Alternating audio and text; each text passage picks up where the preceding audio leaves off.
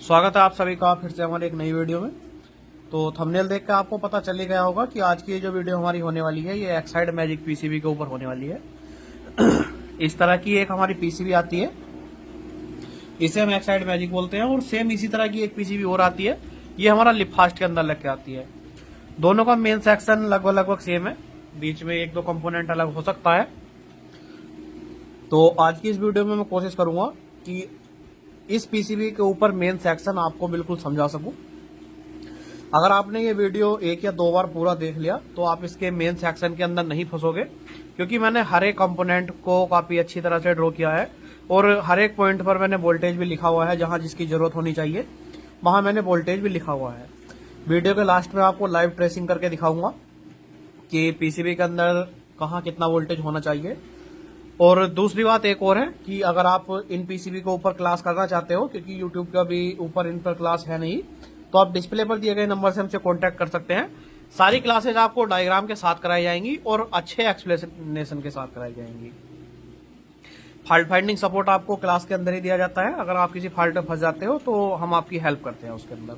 तो अब ज्यादा समय को बर्बाद ना करते हुए हम अपनी वीडियो के ऊपर आते हैं कि इसके अंदर आखिर मेन सेक्शन थोड़ा डिफरेंट क्यों है। क्योंकि दूसरे पीसीबी के अंदर जब हम देखते थे, या फिर आपका लुमिनस हो गया, माइक्रोटेक हो गया, उसके अंदर मेन सेक्शन काफी सिंपल सा बनाया गया होता था। लेकिन इसके अंदर क्या है कि मेन सेक्शन के लिए ही, केवल मेन के लिए दो तो ऑप्टोकपलर यूज किए गए हैं और एक 358 यूज किया गया है। आखिर ये तीन कंपोनेंट यूज करने की जरूरत क्या थी। दूसरा, इसके अंदर हमारा कोई भी डीटी ट्रांसफार्मर या फिर सेंसिंग ट्रांसफार्मर नहीं है, तो ये सेंस किस तरह से कर रहा है, सारी चीजें हम आज की इस वीडियो के अंदर देखने वाले हैं। बस आप अंत तक बने रहे। अगर मैं पीसीबी को इस तरह से रखता हूं तो सेम डायग्राम जो है वो इसी तरह से ड्रॉ किया गया है। यहां पर देखिए, बीच में 32 पिन का माइक्रो है, तो पीसीबी के अंदर 32 पिन का माइक्रो यहां पे लगा हुआ है। ऊपर की ओर 358 लगा है, तो 358 ये है। काफी सिंपल तरीके से डायग्राम ड्रॉ करने की कोशिश की गई है ताकि आपको अच्छा समझ में आए। बिल्कुल सामने 4N35 लगा है, तो पीसीबी के अंदर यहाँ पे है। और यहाँ एक ऑप्टोकपलर लगा है, PC 817 इसका नंबर है, तो ये हमने यहाँ लगा दिया है। मेन सेक्शन में केवल इतना ही है। अब हम केवल इसके ऊपर डिटेल में बात करेंगे कि कैसे इसके अंदर मेन सेक्शन काम कर रहा है, और अगर मेन एक्सेप्ट ना करे तो आपको क्या क्या करना चाहिए। एक बात मैं आपको और बता दूं कि इस वीडियो को देखने के बाद आपके दो फॉल्ट क्लियर हो जाएंगे। पहला, इन्वर्टर मेन सेंस ना करना, और दूसरा, सामने से जब हम, कई बार क्या होता है कि इन्वर्टर को जो बैकअप मोड पे ऑन करते हैं और उस समय अगर हम मेन से कनेक्ट करते हैं तो मेन सेंस नहीं करता है, लेकिन सामने वाला जो स्विच होता है अगर हम उसे ऑफ कर देते हैं तो इन्वर्टर हमारा चार्जिंग करने लगता है और मेन सेंस करने लगता है। तो उसी के लिए भी आज मैं इस वीडियो के अंदर आपको सॉल्यूशन देने वाला हूँ। सबसे पहले हम इस कनेक्टर को जान लेते हैं, क्योंकि जब तक आपको पता नहीं चलेगा कि ये कनेक्टर क्यों लगे हैं, इसका क्या क्या यूज है, तो आपको पीसीबी के अंदर कंफ्यूजन रहेगा कि इसके अंदर मेंस किस तरह से आएगी। तो ये हमारी पीसीबी कुछ इस तरह से रखी है और कनेक्टर जो है वो इस तरह से बना हुआ है।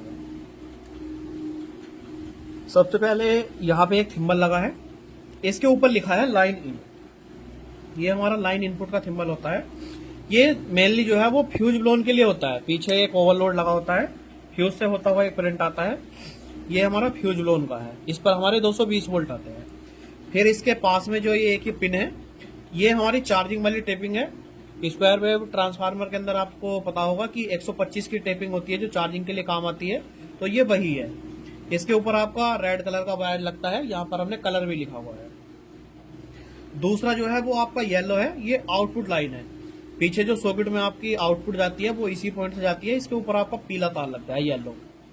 फिर तीसरे नंबर पर जो है वो हमारा ब्लू कलर का वायर है, ये हमारा इन्वर्टर के ट्रांसफार्मर के अंदर जो 220 वाली टेपिंग होती है वो इस पे कनेक्ट होती है, ये हमारा ब्लू कलर का होता है। फिर चौथा नंबर जो है ये हमारा न्यूट्रल है, इस पे ब्लैक तार लगता है। और पांचवा जो है ये हमारा लाइन इनपुट है, इसके अंदर हमारा व्हाइट तार लगता है जो हमारा फ्यूज से आता है। तो ये इसका कनेक्शन है। अब हम आपको बताते हैं कि इसके अंदर मेन सेंस किस तरह से काम करता है। इस पीसीबी के अंदर मेन सेंस के लिए टोटल 3 पिन यूज ली गई हैं। बाकी स्क्वायर वेव इन्वर्टर के अंदर हम देखते थे कि केवल 2 पिन से ही हमारा मेन सेंस हो जाता था,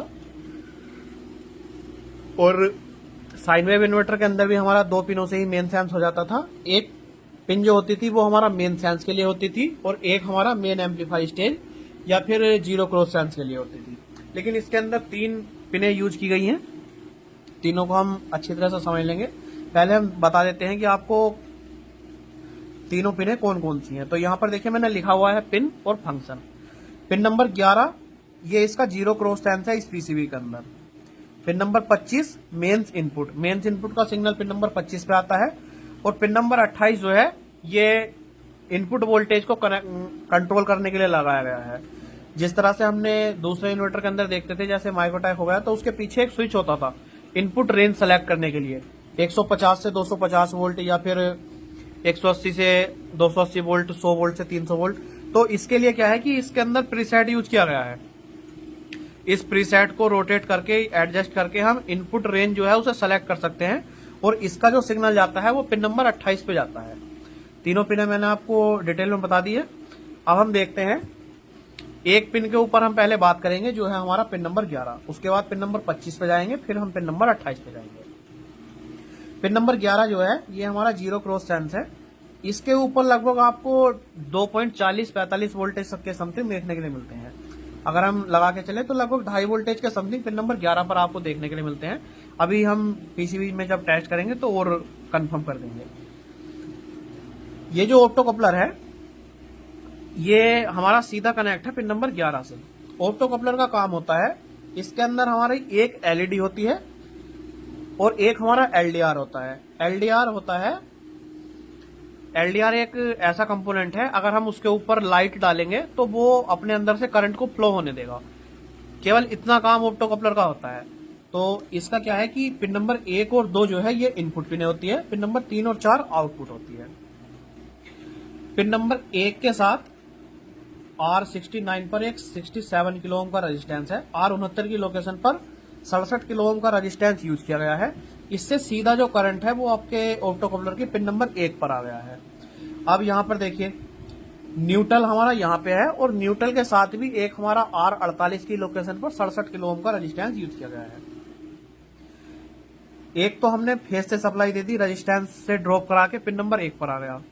दूसरी सप्लाई जो है वो हमने पिन नंबर 2 पे दे दी, रेजिस्टेंस के माध्यम से ड्रॉप करा के पिन नंबर 2 पर आ गया।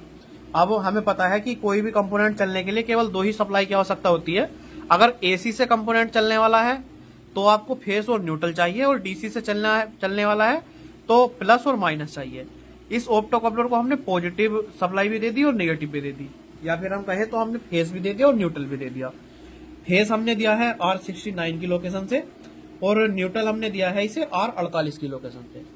ये दोनों जब हमने सप्लाई से दे दी तो ऑप्टो कपलर जो है वो हमारा ऑन हो गया। अब ऑप्टो कपलर ऑन होगा तो ऑप्टो कपलर की एक बेसिक सी सिंपल सी थ्योरी होती है कि इसकी एक पिन पर वोल्टेज हम पहले से ही फिक्स कर देते हैं। जब तक ये ऑप्टो कपलर ऑफ है तो पिन नंबर 4 पर हमारा 5 वोल्ट मैंने लिखा हुआ है, यहाँ पर 5 वोल्ट होता है। पिन नंबर 4 पर हमने 5 वोल्ट की सप्लाई पहले ही दे दी है। अब जब तक पीसीबी के अंदर हमारा मेंस नहीं आएगा, मेंस का मतलब है जब तक पिन नंबर 1 और 2 पर सप्लाई नहीं आएगी तो ऑप्टो कपलर हमारा ऑफ रहेगा। ऑफ रहने से क्या होगा कि पिन नंबर 4 पर 5 वोल्ट रुके रहेंगे, ये पिन नंबर 3 पर नहीं आएगा। उस समय पिन नंबर 3 पर 0 वोल्ट होगा। लेकिन जैसे ही हम पीसीबी को मेन से कनेक्ट करेंगे, मेन से कनेक्ट करने के साथ होगा क्या कि ऑप्टो कपलर के ऊपर supply I, opto coupler on हुआ। तो ऑप्टो कपलर ऑन होने से क्या है कि पिन नंबर 4 के जो 5 वोल्ट है ये कुछ वोल्टेज ड्रॉप होकर, क्योंकि ऑप्टो कपलर की खुद की कुछ ड्रॉपिंग होती है, ड्रॉप होकर ये पिन नंबर 3 से पास होंगे। तो 3 से लगभग हमारा 2.45 वोल्टेज का समथिंग पास होगा और ये सीधा चला जाएगा आपका पिन नंबर 11 पर। तो इस तरह से जो है वो पिन नंबर 11 पर वोल्टेज आपको देखने के लिए मिलते हैं। ये वोल्टेज हमारे ज्यादा ना बने, 5 वोल्ट पूरा का पूरा आउट ना हो जाए ऑप्टो कपलर शॉर्ट होने की कंडीशन में, या फिर कोई अदर कंडीशन की वजह से माइक्रो कंट्रोलर की पिन खराब ना हो। इसलिए क्या है कि R70 की लोकेशन पर 120 किलो ओम का रेजिस्टेंस ग्राउंड से कनेक्ट कर दिया गया है, ताकि ये जो वोल्टेज है ये डिवाइडर बना रहे और वोल्टेज हमारा स्टेबल रहे, ये ज्यादा वोल्टेज ना बने। तो इतना काम जो है वो पिन नंबर 11 पर किया गया है। पिन नंबर 11 मैंने आपको काफी अच्छी तरह से समझा दिया है। मेन सेंस अगर आपकी पीसीबी नहीं करती है तो आपको तीनों पिनों के ऊपर काम करना होता है, जिसमें से एक पिन मैंने आपकी काफी अच्छी तरह से क्लियर कर दी है कि अगर इस पर वोल्टेज ना मिले तो आपको क्या करना है। अभी केवल मैंने समझाया कि वोल्टेज कैसे आता है। अब मैं आपको बताता हूं कि इस पर अगर वोल्टेज ना मिले तब आपको क्या एक्शन लेना है। देखिए पीसीबी मैंने इस तरह से रख दी है। अब सीधा सा आपको समझना है कि पिन नंबर 11 जो कनेक्ट है वो इस ऑप्टो कपलर से है। ऑप्टो कपलर जो है वो U3 की लोकेशन पर हमारा यहाँ लगा हुआ है। इसके पिन नंबर 4 पर 5 वोल्ट आया है और पिन नंबर 3 से लगभग 2.5 वोल्ट की सप्लाई जो है वो पिन नंबर 11 पर गई है।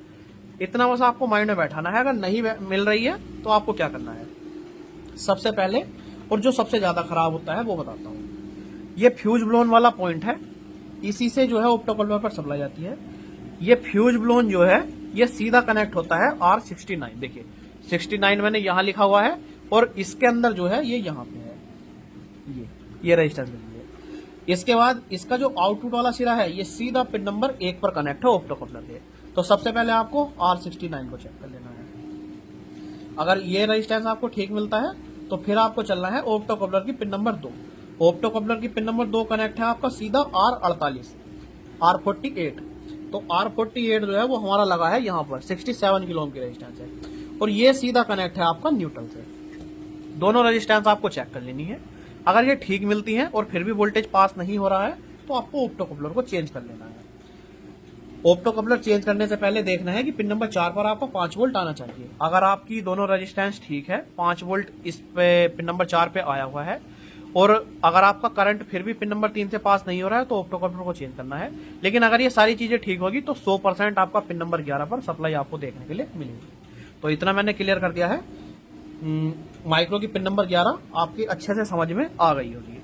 अब हम बात करते हैं पिन नंबर 25। पिन नंबर 25 का क्या यूज है? तो पिन नंबर 25 जो है इस पीसीबी के अंदर मेंस इनपुट है। इसी के ऊपर आपका मेंस सप्लाई का जो सिग्नल है वो आता है। जिस तरह से आपने दूसरे इन्वर्टर के अंदर देखा था, जैसे मान लीजिए यहाँ पर एक पीसीबी पड़ी हुई है, ये एक माइक्रोटेक का पीसीबी है।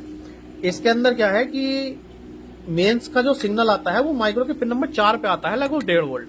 तो इसी तरह से एक्साइड मैजिक के अंदर जो सिग्नल आया है वो आया है मेंस का पिन नंबर 25 पे।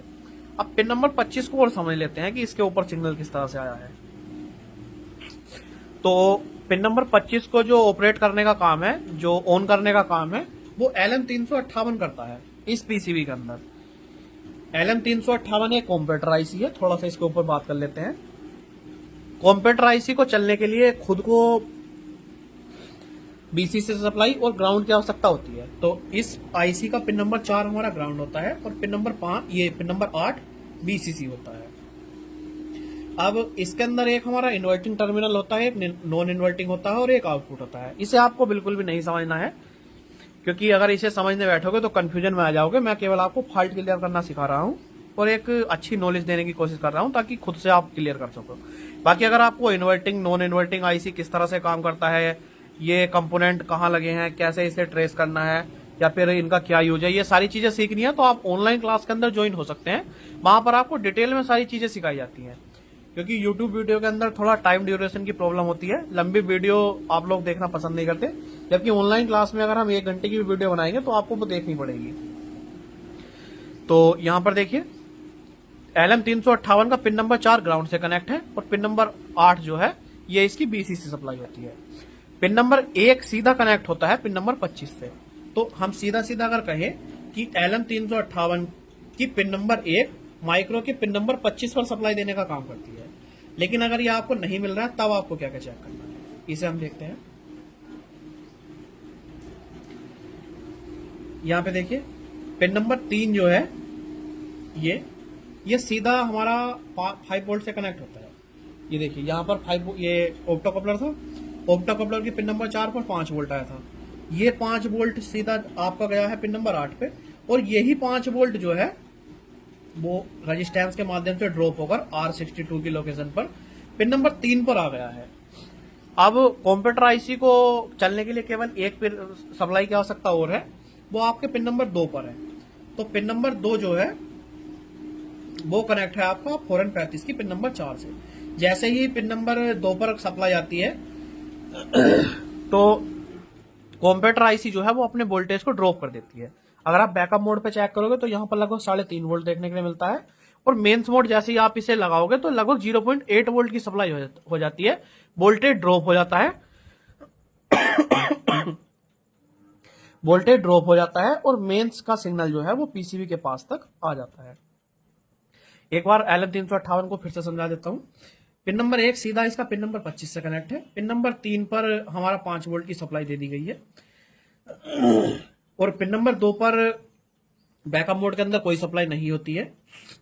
तो जब तक पिन नंबर 2 पर बैकअप मोड पर कोई सप्लाई नहीं होगी तो सीधा पिन नंबर 3 पर जो भी सप्लाई आ रही है ये पिन नंबर 1 से आउट होती रहेगी।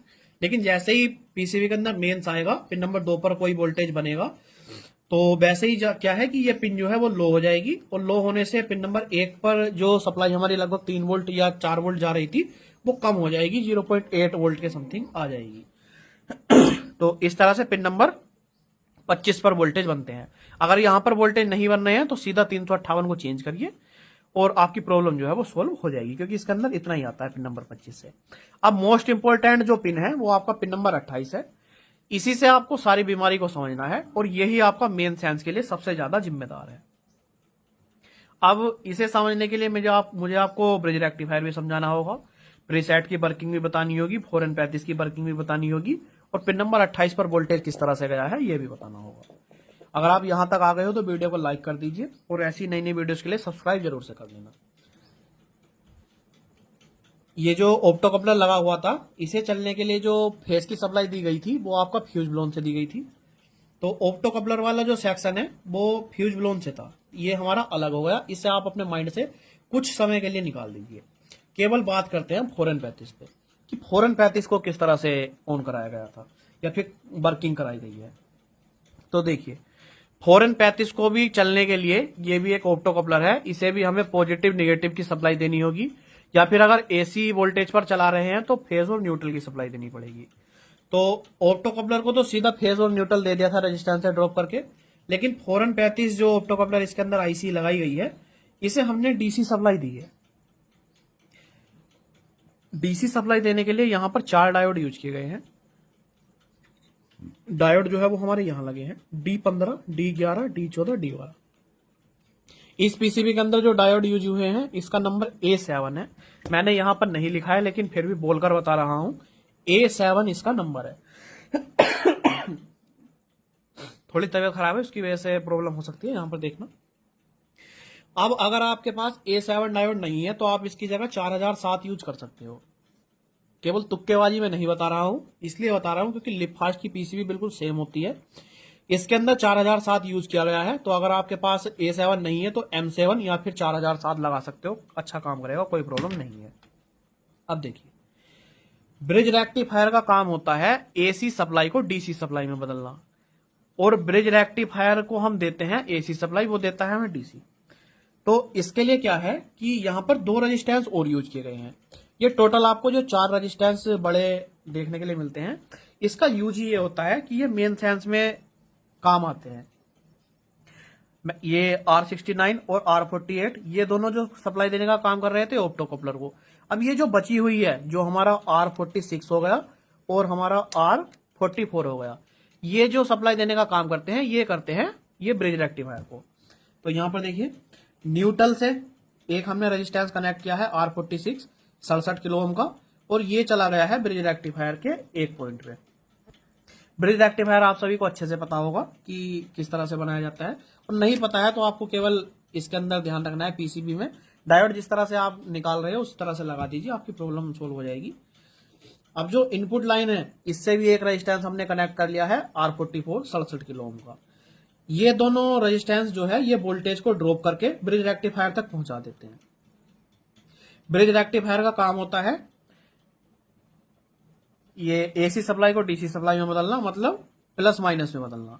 तो आप देख रहे हैं इसके अंदर क्या है कि 4N35 की पिन नंबर 2 हमने सीधा ग्राउंड से कनेक्ट कर दी है। जो ब्रिज रेक्टिफायर का ग्राउंड है उसी से हमने सीधा पिन नंबर 2 को कनेक्ट कर दिया है। अब जो भी हमें एक्शन लेना है, जो भी काम करवाना है, वो पिन नंबर 1 पे करना है। तो यहां पर देखिए नेगेटिव तो हमने सीधा पिन नंबर 2 पर कनेक्ट कर दिया है। अब जो D12 और D11 का पट्टी वाला सिरा है, यहां से इसका पॉजिटिव निकला है। पॉजिटिव जैसे ही निकला तो यहां पर हमने एक एनटीसी यूज कर रखा है, यहां एक एनटीसी यूज किया गया है। एनटीसी एक रेजिस्टेंस की तरह ही होता है, बस ये अपने रेजिस्टेंस को चेंज कर सकता है, इसका काम इतना ही होता है। एनटीसी से वोल्टेज पास होने के बाद निकलने के बाद एक R43 की लोकेशन पर एक रेजिस्टेंस और कनेक्ट है, यहां पर आते हैं और इसके बाद पिन नंबर 1 पर वोल्टेज आते हैं। तो सीधा सा वर्किंग हमने इसका ये समझा कि जैसे ही हम इन्वर्टर को मेन से कनेक्ट करते हैं, इनपुट लाइन और न्यूट्रल से सप्लाई इन होके ब्रिज रेक्टिफायर से डीसी बदलने के बाद यहां पर एक C28 की लोकेशन पर एक पीएफ यूज किया गया है, 472F इसका नंबर है। इससे वोल्टेज फिल्टर होने के बाद पिन नंबर 1 और 2 पर आ जाती है। अब आपको पता है आउटपुट किस तरह से काम करता है। मैंने आपको बताया था कि जब इसके इनपुट लाइन में सप्लाई आएगी तो ये आउटपुट लाइन की जो सप्लाई है उसे बाईपास करता है, मतलब अपने अंदर से पास होने देता है। तो ऑप्टो कपलर की पिन नंबर 5 पर 5 वोल्ट प्रेजेंट होते हैं।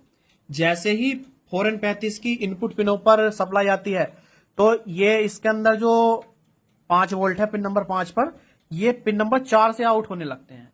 अब ये आउट किस तरह से होंगे, कैसे आउट होंगे, कितना वोल्ट आउट होगा, ये डिपेंड करने के लिए या इसे एडजस्ट करने के लिए यहां पर एक हमने प्रीसेट लगा रखा है जिसकी वैल्यू 10 किलो ओम है और इसकी जो लोकेशन है वो आपका BR1 है। पिन नंबर 4 से ही पिन नंबर 2 को भी सिग्नल दिया जाता है जो आपका LM358 लगा हुआ है। यहां पर देखिए पिन नंबर 5 से 5 वोल्ट की सप्लाई इन हुई तो पिन नंबर 4 से लगभग 4-4.5 वोल्ट की सप्लाई आउट होगी। आउट होने के बाद यहां एक D17 की लोकेशन पर डायोड और यूज किया गया है। 17 जो है वो आपका यहां पे लगा है। अब ये D17 जो है वो सीधा पिन नंबर 28 पर कनेक्ट है। ये D17 28 पर कनेक्ट है। इसके साथ में एक प्रीसेट जो है वो 10 किलो ओम का ग्राउंड से कनेक्ट कर दिया गया है। आपको पता है जब पॉजिटिव और निगेटिव सप्लाई को आपस में हम एक जगह शॉर्ट करते हैं तो वोल्टेज ड्रॉप होता है। अब ये वोल्टेज ड्रॉप हमें किस हद तक कराना है, कितने वोल्ट तक ड्रॉप कराना है, इसके लिए हमने प्रीसेट यूज किया गया है। प्रीसेट को रोटेट करके हम अपनी मर्जी से वोल्टेज ड्रॉप को घटाया बढ़ा सकते हैं और वोल्टेज घटाने बढ़ाने से क्या होता है कि पिन नंबर 28 पर हम मनचाहे वोल्टेज ले सकते हैं। तो यहां से 5 वोल्ट की सप्लाई इन हुई, प्रीसेट के माध्यम से हमने वो सप्लाई जो है वो ग्राउंड के पास गई, ग्राउंड कराई। तो ग्राउंड कराने से क्या होगा, वो सप्लाई लगभग 2 वोल्ट के आसपास रह गई और पीसीबी के अंदर जो है वो मेन सेंस हो गया। अगर यहां पर आपके वोल्टेज कम ज्यादा नहीं हो रहे हैं तो सबसे पहले आपको प्रीसेट को चेंज करना है। कई 90% केस में आपको प्रीसेट ही खराब देखने के लिए मिलेगा। लेकिन अगर वोल्टेज बिल्कुल भी नहीं बन रहे हैं, 0 वोल्ट है, तो पिन नंबर 28 को चेक कीजिए। माइक्रो की अगर पिन नंबर 28 शॉर्ट हो जाए तब भी ये प्रॉब्लम देखने के लिए मिल सकती है। ये सप्लाई निकलने के बाद आपको सीधा आती है R47 10 किलो ओम पे और इससे पास होने के बाद ये पिन नंबर 28 पे चली जाती है। तो देखिए मैंने कम समय में आपको एक्सप्लेन करने की कोशिश की है, नहीं तो अगर मैं इसे क्लास के अंदर समझाता तो क्लास के अंदर समझाने का तरीका कुछ अलग होता। उसके अंदर हम एक एक कंपोनेंट के ऊपर डिटेल में बात करते, जिससे वीडियो तो लंबी होती लेकिन आपकी और अच्छे से समझ में आता। अब मैं आपको देखिए लाइव टेस्टिंग दिखा देता हूं कि पीसीबी के अंदर आपको कहां कितना वोल्टेज देखने के लिए मिलता है। बाकी अगर आपको ऑनलाइन क्लास करनी है तो आप डिस्प्ले पर दिए गए नंबर से हमसे कॉन्टैक्ट कर सकते हैं। पीसीबी देखिए मैंने कनेक्ट कर ली है। अब इसे मैं इनपुट से भी कनेक्ट करता हूं। सबसे पहले हम देख लेते हैं कि जो वोल्टेज हमने लिखा हुआ है वो बैकअप मोड के अंदर क्या स्थिति होती है, क्योंकि इस समय पीसीबी को मैंने केवल पॉजिटिव नेगेटिव की सप्लाई दी हुई है, इसे बैकअप मोड पे ऑन किया है। तो यहां पर हमने जो लिखा है पिन नंबर 11, पिन नंबर 25 और 28 पर देखते हैं। आपको सारे वोल्टेज जो है वो खुद से नोट कर लेने हैं और रख लेना है अपने पास, आपको काफी हेल्प करेगा। तो यहाँ पर देखिए टोटल 32 पिन की माइक्रो है, तो 8, 9, 10, 11। देखिए पिन नंबर 11 के ऊपर इस समय 0 वोल्ट है, मल्टीमीटर शायद नजर नहीं आया हो। अब देखिए 9, 10, 11, देखिए 11 पर 0 वोल्ट की सप्लाई है। अब 11 पर 0 वोल्ट इसलिए है क्योंकि ऑप्टो कपलर जो है वो ऑफ है हमारा, लेकिन पिन नंबर 4 पर इसके 5 वोल्ट होंगे। यहाँ पर देखिए पिन नंबर 4 पर 5 वोल्ट है और पिन नंबर 3 पर इस समय 0 वोल्ट है। अब जब मेंस कनेक्ट करेंगे उसके बाद आपको चेक करूंगा कि कितना हो जाता है। अब यहाँ पर देखिए पिन नंबर 25 है, तो 25 पर लगभग 4 वोल्ट के समथिंग आया हुआ है, लेकिन मेंस देने के बाद 1 वोल्ट से कम हो जाएगा। पिन नंबर 28 जो है वो प्रीसेट से आई है, 25, 26, 27, 28। तो देखिए 28 पर भी 0 वोल्ट है। अब हम इसे मेंस देते हैं, सीरीज से हम कनेक्ट कर लेते हैं सीरीज में। ये मैंने इसे मेंस दे दिया है। अब मेंस देने के बाद हम देखते हैं, देखिए सबसे पहले ऑप्टो कपलर की पिन नंबर 4 पर 5 वोल्ट था हमारा, तो इस पर चेक करते हैं। यहां पर हमारा 5 वोल्ट है। अब इसके पिन नंबर 3 पर देखते हैं, मेंस दे दिया है तो यहां पर वोल्टेज पास हुए होंगे। यहां पर देखिए 2.46, जो मैंने 2.45 लिखा हुआ था, सेम वोल्टेज यहाँ पर आपको देखने के लिए मिल रहा है। अब ये वोल्टेज सीधा आए होंगे पिन नंबर 11 पर, 9, 10, 11, देखिए सीधा 2.46 वोल्ट। तो पिन नंबर 11 मैंने आपका क्लियर कर दिया है। पिन नंबर 11 को मैंने आपको अच्छी तरह समझा दिया है। एक बार पिन नंबर 25 की ट्रेसिंग देख लेते हैं। ये मैंने मेन से कनेक्ट कर दिया है। डिस्प्ले पहले ना होने की वजह से आपको नजर नहीं आएगा, लेकिन सबसे पहले देखते हैं कि ये जो ब्रिज रेक्टिफायर है इसके ऊपर कितना वोल्टेज आता है। तो यहाँ पर लगभग आपको 17-18 वोल्टेज देखने के, ये यहाँ पर देखिए 28 वोल्टेज के समथिंग देखने के लिए मिलता है। अब बैकअप मोड पे अगर हम 25 पिन नंबर 25 पे चेक करें, यहाँ पर देखिए मैंने इसका जो वायर है वो निकाल दिया है। इस समय इसके अंदर कोई भी वोल्टेज नहीं होगा, देखिए 0 वोल्टेज आ गया है क्योंकि मैंने मेन से हटा दिया इसे। पिन नंबर 25 पर बैकअप मोड पर चेक करते हैं तो यहाँ पर लगभग 4 वोल्ट है। अब मैं इसे मेन से कनेक्ट करता हूँ तो हमारे डायग्राम के अनुसार यहाँ पर लगभग 0.8 वोल्ट के समथिंग आना चाहिए। तो मेन से कनेक्ट करने के बाद यहाँ पर देखिए 0.9 वोल्टेज आ गया है। अब पिन नंबर 28 जो होता है वो इसके अंदर प्रीसेट की सप्लाई होती है। पिन नंबर 28 में प्रीसेट होता है, इसी से हम वोल्टेज की रेंज को सिलेक्ट करते हैं। 25, 26, 27, 28, यहाँ पर देखिए 2.62 वोल्टेज के समथिंग है। अगर मैं प्रीसेट रोटेट करूंगा तो ये वोल्टेज हमारा अप डाउन होगा। मैं करके दिखाता हूँ। 25, 26, 27, 28, यहाँ पर काम करते समय हमेशा आपको सावधानी रखनी है क्योंकि काफी पतली पिनें होती हैं माइक्रो की। यहाँ पर देखिए अगर मैं इसे घुमा रहा हूं तो वोल्टेज आपका बढ़ रहा है और कम भी हो रहा है। यहाँ पर देखिए, ये देखिए। तो इस तरह से इसकी सेटिंग की जाती है। बाकी अगर आपको ये वीडियो अच्छी लगी हो, कुछ थोड़ा बहुत भी जानकारी इससे मिली हो, तो वीडियो को लाइक कर देना और ऐसी नई नई वीडियोस के लिए चैनल को सब्सक्राइब जरूर से कर लेना। डायग्राम अगर चाहिए या फिर क्लास के बारे में कुछ जानना हो, देखिए डेमो की जरूरत आपको पड़ने वाली है नहीं। जिस तरह से आपको इसमें बताया है क्लास के अंदर भी वैसे ही बताया जाएगा। तो अगर करना है तो कांटेक्ट कर सकते हैं, और अगर नहीं करना तो केवल परेशान करने के लिए कांटेक्ट मत करना। आपसे हाथ जोड़कर निवेदन है।